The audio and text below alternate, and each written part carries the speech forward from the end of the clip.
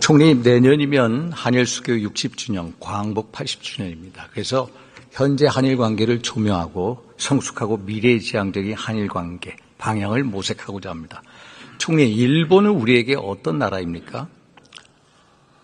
우선 한일 양국은 보편적 가치를 공유하는 우선 가까운 이웃이고 파트너이다. 저희는 그렇게 생각하고요. 그러나 그런 과정에서도 우리 대한민국은 과거를 직시하는 가운데 미래지향적인 관계 발전을 위해서 노력하는 그러한 관계입니다.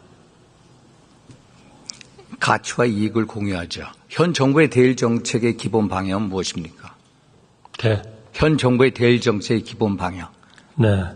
그러니까 이러한 자유, 인권, 법치라는 보편적인 가치를 공유하는 그러한 나라와 안보, 경제와 같은 그런 글로벌 어젠다에서 공동의 이익을 추구하는 그러한 가까운 이웃이자 협력해야 할 파트너다 이렇게 생각합니다. 작년 3월 윤석열 대통령의 일제강행징용 해법 제3자 변제안, 그게 구역 외교입니까? 아니면 정치적 결단입니까? 저는 그거는 한일 양국의 미래를 향한 그리고 판결을 우리가 고려를 하고 또 당사자들이 또 돌아가시고 계시는 그런 상황에서 그 모든 것을 가장 잘 해결할 수 있는 그런 방안이라고 저희는 생각을 했습니다.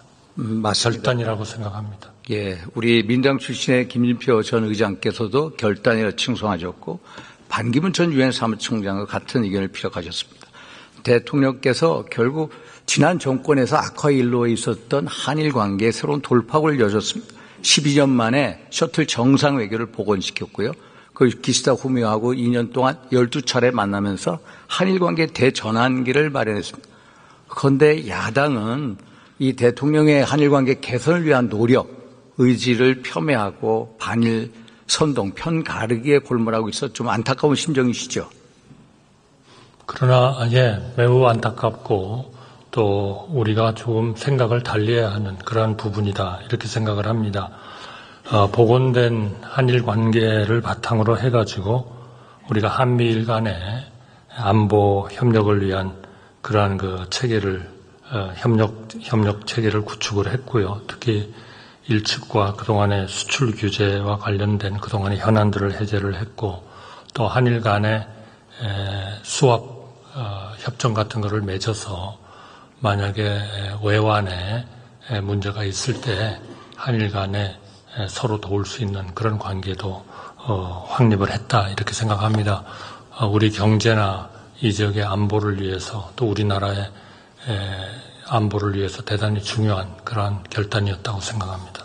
일본 사도 강산을 유네스코 세계문화유산 등재할 때 강제성 표현이 없다. 그래서 구력 외교다. 이에 동의하십니까? 저는 동의하지 않습니다. 왜냐하면 우리가 2015년에 했었던 그러한 유네스코 등재 건이 있었죠. 군함도에 대해서. 그리고 이번에 사도 강산은 기본적으로 내용, 등재하고자 하는 그런 내용과 형식과 컨텐츠가 매우 유사합니다. 그렇기 때문에 2015년에는 우리가 일본으로부터 그러한 강제 동원의 그런 성격이 드러나도록 그런 약속을 받아내는데 역점을 두었고요. 이번에는 동일한 그러한 사안이 다시 제기된 것이어서 그것보다는 저희가 지난번에 하지 못했던 우리 강제 동원에 따르는 여러 가지 우리 한국 노동자들이 겪었던 어려움 같은 것들을 좀 확연히 드러나도록 하는 전시 이런 것들을 사실 그때 한다고 하고 별로 이루지를 못했거든요. 그래서 그거를 가까운 곳에 사도광산 섬 내에 가까운 데에 우리가 분명히 좀 전시를 하도록 하는데 역점을 뒀습니다. 이번에 최종적으로 유네스코 유산으로 등재를 결정을 하면서 일본 쪽에서도 그동안에 본인들이 했었던 모든 그런 그 약속을 충분히 감안을 하면서 모든 그러한 조치를 한다는 것을 약속을 했고, 그러한 결정에 이르기 전에 이미 일부 이런 우리 그 강제 동원됐던 우리 한국인들에 대한 여러 가지 고통스러움을 전시하는 일들을 이미 하고, 그리고 최종적으로 타결이 됐다, 이렇게 생각을 합니다. 네, 총리께서 말씀하신 대로 2015년 군함도 세계문화유산 등재 때 일본 대표단이 영어로 말씀드리면 were forced to work against their will, 소위 말해서 강제징용한 분들의 뜻에 반해서 동원이 됐다라고 표현을 했고, 이번 사도광산 등재 이후에 일본 대표단이 또 그 약속을 명심한다, 영어로 bear in mind. 그래서 2015년도 강제성 동원 표현의 바탕 위에서 새로운 진전을 이뤘다. 실질적인 조치. 예를 말씀드리면 아이카와 향토박물관에 조선인 강제징용 전시관을 마련했고요. 그 추모제를 1년에 한 번씩 하기로 했죠. 거기에 보면은 소위 말해서 가혹한 근로 조건, 또 임금 체불 등 전부 다 알아볼 수 있죠. 그래서 국역 외교가 아니다라는 말씀이시죠. 그렇습니다. 그 강제성에 대한 관련 내용은 한국인 노동자의 모집, 관알선 과정에도 조선 총독부가 관여를 했다는 내용, 그리고 징용령을 따르지 않으면 벌금 부과와 수감을 당했다는 그러한 내용, 또 한국인들이 위험한 객내 작업에 일본인보다 더 많이 투입됐다는 그러한 내용, 월 평균 노동일이 28일을 정도에 이를 정도로 노동일이 많았다는 그러한 내용, 또 노동 조건의 분쟁, 사망 사고, 도주, 수감 기록, 이런 것들이, 그러한 내용들이 전시가 되어 있고요. 또 사료 전시된 반도 노무 관리에 대하여 그 중에는 한국인 계약기간 만료자에 대해서는 여하를 막론하고 전원 계속 치르도록 한다라는 그러한 장시간 강제성을 가진 그러한 노동이었다는 것을 보이는 그러한 기술들을 충분히 저희는 끌어냈다, 이렇게 생각해서 그 협의 자체는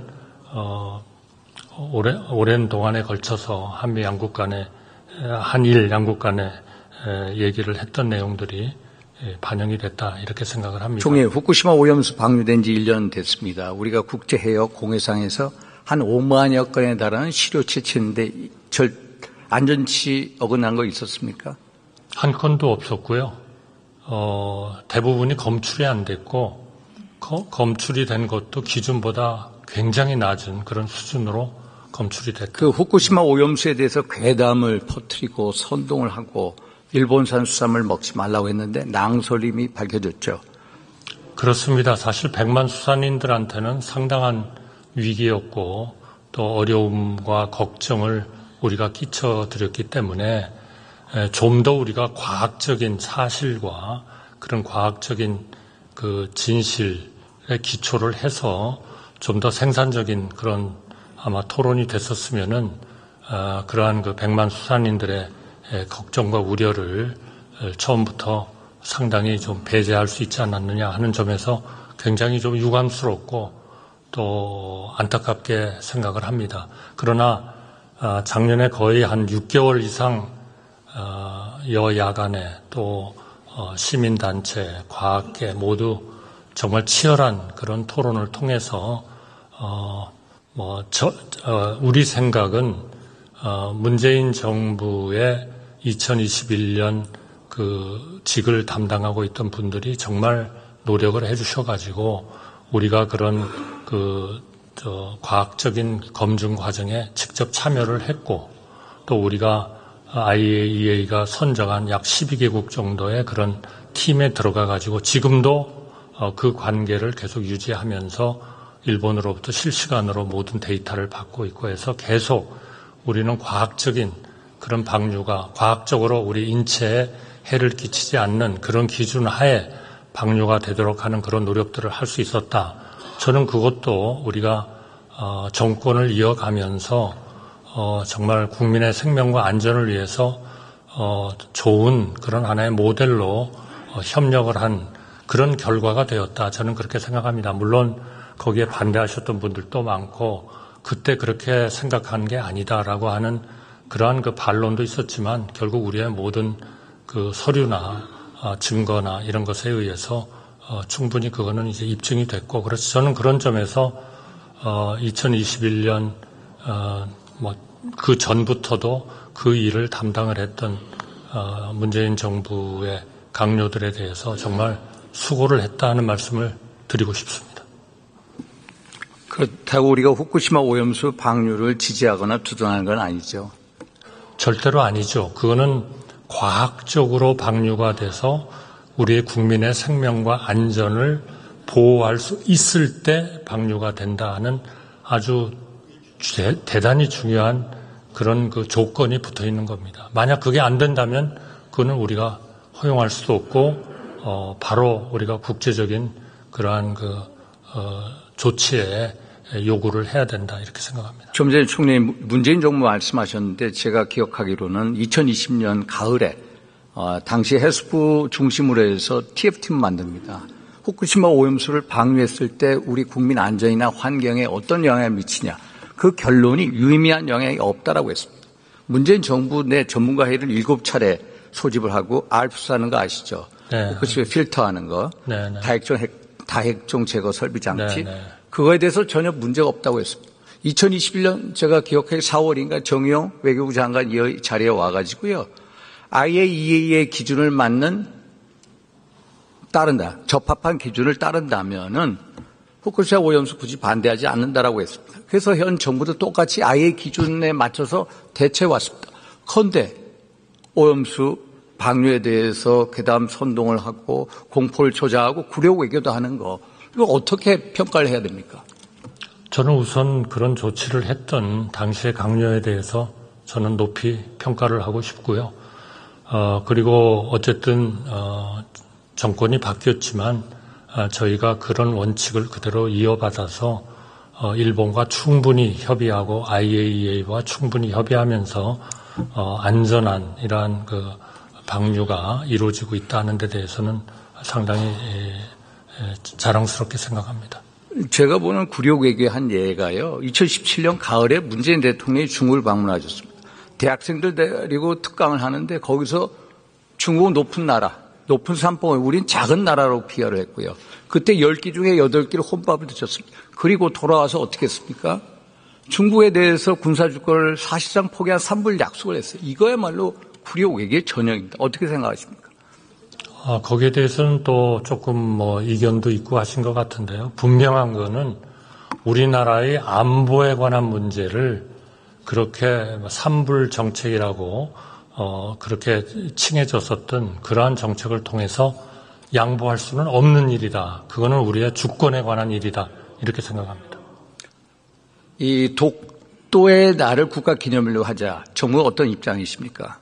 저희는 그거는 굉장히 신중히 해야 된다 이렇게 생각합니다. 왜냐하면은 지금 독도는 우리가 완전히 실효적으로 지배를 하고 있는 거고요. 그렇기 때문에 외교적으로 이야기하면은 그러한 문제를 분쟁 지역처럼 보이게 하는 거, 그런 행동을 하는 거는 저는 굉장히 열등한 그러한 외교적 정책이다. 저희는 그렇게 생각합니다. 문재인 정부 때 입장이 뭔지 아시죠? 문재인 정부 때 독도의 날 국가기념일 제정하자. 그때 입장이 뭡니까? 저는 그때도 반대했으리라고. 그때도 반대했습니다. 네. 그때도 반대했습니다. 그러면 2012년 8월인가 이명박 대통령이 독도를 방문한 거 기억하시죠? 그때 네. 민주당 대표가 이해찬 전 대표였습니다. 그분이 이명박 대통령의 독도 방문을 한일 관계를 악화시키는 거다. 막 비난을 했어요. 왜 그런지 아십니까? 독도를 군제 분쟁 지역으로 만들기 때문입니다. 독도는 아시다시피 지리적이나 역사적이나 국제법적으로 대한민국 고유 영토입니다. 말씀하신 것 같이 실효적 지배를 하는데 독도의 날을 국가기념하자 반대하시죠? 네, 그거는 합리적인 그런 외교적인 철학을 가지고 계신 분이라면 전부 다 그렇게 생각을 하시겠죠. 그렇지 않으신 분들이 저는 좀 그거는 비합리적이다 이렇게 생각합니다. 사실 저는 윤 대통령의 한일 관계에 대한 결단을 통해서 한일 관계가 복원되지 않았습니까? 저는 이것을 한마디로 김대중 정신을 계승했다고 봅니다. 한일 관계에 있어서 김대중 정신 혹시 들어보셨습니까? 네, DJ 오부지 선언에 잘 나타나 있습니다만, 제가 그때 김대중 대통령을 모시고 일본을 갔었습니다. 국빈 방문을 하셨는데, 거기서도, 김대중 대통령께서 많은 일본의 그런 그 오피니언 메이커들을 모인 자리에서 문화 개방을 선언하셨어요. 그리고 일본하고는 우리가 과거를 잊지는 않지만 우리가 미래를 향해서 이제는 나가야 된다 하는 것을 선언을 하셨고, 또 거기에 따라서 문화가 개방되면서 당시에는 일본 문화가 개방이 되면 우리 문화가 완전히 다 일본에 속하게 될 것이다. 이렇게 걱정들을 많이 했지만 지금 보면 오히려 우리의 한류가 일본의 아베 수상의 부인을 매료시킬 정도로 그런 상황으로 발전이 됐다. 그러니까 이제는 일본에 대해서 우리가 과거처럼 걱정하고 두려워하고 그리고 자신감을 좀 갖기가 어려운 그런 경제 상황이나 안보 상황이 이제는 전혀 아니기 때문에 이제는 조금 자신 있게 그렇게 나가야 된다. 저는 그렇게 생각합니다. 당시 일본 문화 개방을 북미의 80%가 반대를 했습니다. 당시 일왕을 천황이라고 불렀습니다. 그리고 히로히토 천황 분향소에 가서 90도를 절했습니다. 김대중 대통령은 우리가 비록 피해자이지만은 가해자에게 먼저 화해 손길을 내밀자. 그로써 가해자로 하여금 화해 협력, 사과를 이끌어내자. 이게 바로 김대중 정신 아닙니까? 그렇습니다. 동의하시죠? 그렇습니다. 네. 여기가 지금 아베가 제대로 사과했나요? 기시다가 제대로 사과했나요? 지금 누가 어느 나라 국회의원 어느 나라 총리입니까? 진정한 사과가 동반돼야지 미래가 있는 거 아니겠습니까?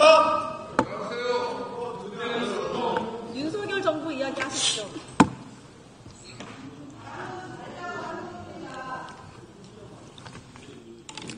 물어주시죠. 말씀해 주시죠. 왜 아니, 질문해 질문 주시면 답변이 답변하겠습니다. 왜 중단됐죠? 좀 조용히 좀 하게 해주세요. 얼른 하십시오. 그 사과에 관한 문제는요, 그 오부치 DJ 선언에서 가장 확실하게 명시적으로 사과를 했습니다. 그 다음 일본 정부의 입장은 DJ 오부치 선언을 포함한 모든 일본 정부가 지금까지 했었던 모든 약속을 다 승계한다. 이런 입장을 얘기했습니다. 이번에 사도광산에서도 2015년에 한 모든 그런 것들을 우리가 충분히 마음속에 담고 이러이러한 전시를 포함한 결정을 한다. 이런 걸 했거든요. 외교상의 많은 그 사례는 그러한 과거의 그 정부로서 표명한 입장을 승계한다는 것을 통해서 확실하게 자신의 입장을 밝히는 경우가 많습니다. 우리가 유엔에 가보면 유엔의 많은 안보리의 그 안보에 결정되는 결의문 같은 것들도 그 의원님 말씀하신 대로 우리가 마음속에 사귀면서 이렇게 한다 하는 얘기를 많이 하거든요. 그러니까 그거는 외교의 하나의 그 수단이고 하나의 그 방식이다 이렇게 보셔야지 그것이 반복이 안 돼 있고 그 단어가 없으니까 이거는 빠진 거 아니냐. 그러니까 이거는 서류를 조작한 거 아니냐. 그거는 정말 저는 너무나 근시안적으로 보는 거다. 저는 그렇게 생각합니다. 북한의 오물풍선 북양 도대체 뭘 노리는 겁니까? 대처는 잘하고 계십니까? 글쎄요, 그거는 이제 좀 이따가 필요하시면은 뭐 국방부 차관이 답변을 하도록 하겠습니다만 기본적으로 이제 우리의 뭐 헌재에서도 판결을 해준 그 표현의 자유라는 차원에서 보이는 우리가 그 시민단체들이 보내는 그런 그 풍선, 그런 데 따르는 하나의 좀 체제적인 위기 대한 인식, 이런 것들에 대한 하나의 대응 그런 방안이다 이렇게 생각을 합니다만, 만약 그것이 지금처럼 그냥 풍선, 오물 이 정도로 한다면 저희가 이제 물론 판단을 하겠습니다만, 그런 비교적 우리에게 아주 치명적인 그러한 위해를 가하는 것이 아닌 형태로 한다고 하면은 우리가 비교적 비례적으로 그렇게 해야 되겠습니다만, 우리에게 그런 위해를 본격적으로 가하는 거라면은 저희로서도 거기에 대한 좀 더 심각한 생각을 해봐야 되지 않나 이렇게 생각합니다. 8.15 통일 닥트린이 흡수 통일이나 힘에 의한 현상 변경을 통한 통일을 의미합니까?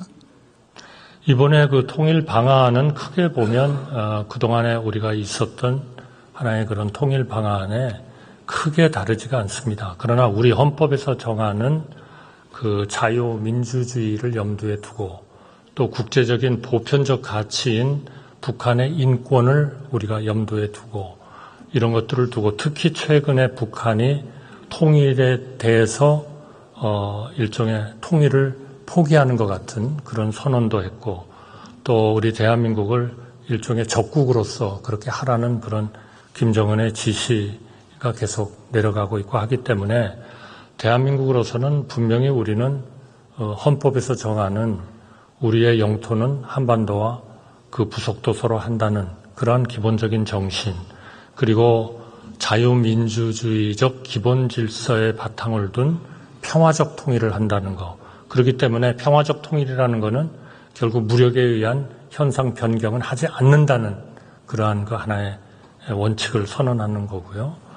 그리고 자유민주적 기본 질서라는 것은 그러한 우리 헌법에서 정하는 우리가 사회주의적 질서라든지 아니면 인민민주주의적 질서라든지 그렇게 통일을 추구하지는 않는다 하는 게 우리 헌법에 분명히 적혀 있기 때문에 우리 헌법에서 정하는 방식으로 또 우리 북한의 그런 주민들의 인권을 더 좀 증진시킬 수 있는 이런 방법으로 우리는 통일을 지향해서 계속 나아간다 하는 것을 분명히 선언하는 것이다 이렇게 생각합니다. 좀 전에 총리께서 헌법 3조 4조 말씀하셨는데 북한이 호응할 가능성은 적은데 이렇게 통일 닥트린을 제시한 이유가 뭡니까? 이번 닥트린에는 물론 북한의 현실적인 이 통치 구조로 그런 것 때문에 북한의 지도자가 어떻게 하느냐 하는 것이 굉장히 중요할 겁니다. 그래서 저희가 이제 그 반응을 기다리고 있고요. 그러나 그럼에도 불구하고 우리가 독자적으로 할 수 있는 거, 예를 들면 일종의 휴머니테리안 그런 지원을 좀 한다든지, 이번에 이제 저희가 홍수에 대해서 좀 지원하겠다고 일방적으로 선언하고 기다리고 있었지만 별로 반응이 없는 그런 상황이긴 합니다만, 저희는 이제 그런 일방적인 그런 지원도 우리 북한의 주민을 위한 일이라면 적극적으로 해야 되고, 중요한 것은 저희가 그런 무력에 의한 현상 변경을 추구하는 것이 아니라는 것을 선언했기 때문에 이거는 평화적 방법으로 대화를 하고 평화적 방법으로 우리의 대화의 문을 열어놓고 하는 것은 분명히 추구해 나간다 하는 것을 분명히 하고 있습니다. 네, 총리 수고하셨습니다. 외교부 장관님 나와주시겠습니까?